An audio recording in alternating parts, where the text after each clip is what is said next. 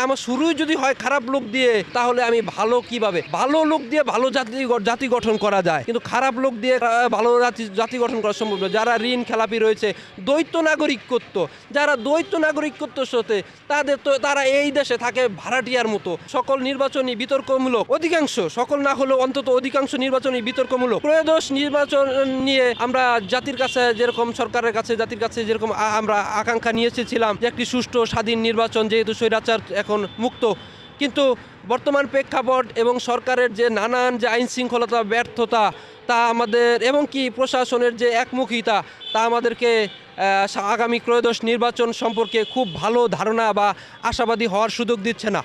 এমতাবস্থায় আমরা যদিও চাই যে ত্রয়োদশ নির্বাচন একটি সুষ্ঠু, অবাধ, ফিল্ড প্লেয়িং একটা নির্বাচন হোক, কিন্তু ধারাবাহিকতা বিচার বিশ্লেষণ করলে, অর্থাৎ অন্তর্বর্তীকালীন সরকার যে ১.৫ বছরের দীর্ঘ ধারাবাহিকতা, কী পরিমাণ সাফল্য ব্যর্থতা, তার অনেক সাফল্যতা স্বীকার করি, তাকে ধন্যবাদ জানাই। পাশাপাশি আইন শৃঙ্খলা পরিস্থিতি অত্যন্ত জটিল। আইন শৃঙ্খলা বাহিনীর মধ্যে অনেক দেশপ্রেমিক থাকলেও এখনও এদের মধ্যে দোষর রয়ে গেছে, যাদের কিনা এখনও আইনের আওতায় আনা হয়নি, তাই আবার এরাই দায়িত্ব পালন করবে। সুতরাং আমরা আগামী সংসদ নির্বাচন নিয়ে আমরা খুব একটা আশাবাদী না যে সুষ্ঠু নির্বাচন হবে বলে, এমনকি সেখানে হতাহতের সম্ভাবনাও আমরা ব্যাপক পরিমাণে দেখতে পাচ্ছি।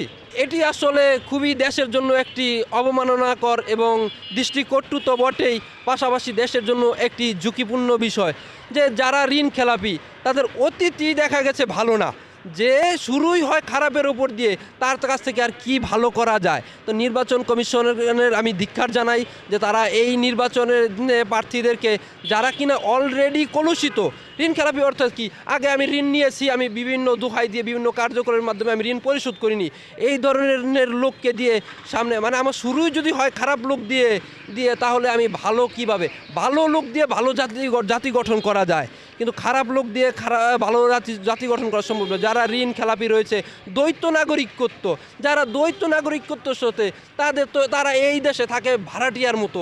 একটা ভাড়াটিয়া যখন ঢাকায় ভাড়া থাকে, তার মনটা ছটফট করে, এখানে এসেছি জীবিকার তাগিদে, আমার শেষ নিঃশ্বাস আমি ত্যাগ করতে চাই আমার গ্রামে।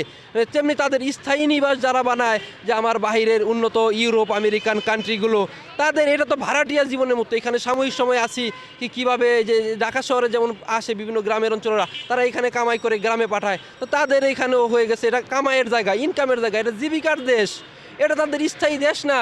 তাদের পরিবার থাকে বাহিরে, তাদের কাছ থেকে আমি আম গাছ লাগিয়ে কিভাবে কাঁঠাল আশা করব। তো আমি দ্বৈত নাগরিক, যার মন ছুটফুট করবে বিদেশে, আমি কিভাবে তার কাছ থেকে ভালো আশা করব। পাশাপাশি এই নির্বাচন কমিশনের যে এই বিষয়টা, এরা সম্পূর্ণ দায় নির্বাচন কমিশনের, কারণ জনসাধারণের এই ব্যাপারে কোনো হস্তক্ষেপ নেই।